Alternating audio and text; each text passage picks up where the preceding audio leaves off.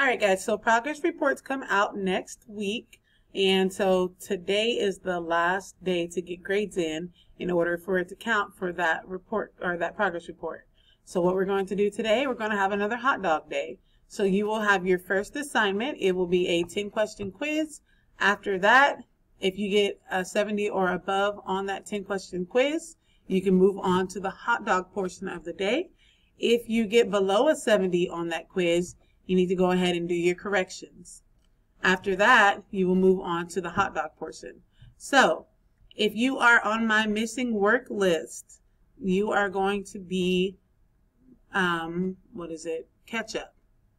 You're going to be catch up, so I need you to catch up on your work. You need to get all of that turned in. If you are, if you have anything that is below a 70%, so say you have all of your assignments done, but they're not all passing, then that is mustard. We need to get those failing grades up to at least a 70. And if you have everything turned in and you are not failing any of your assignments, then you move on as relish and you can go on to Amplify Reading. If you have any questions, please let me know.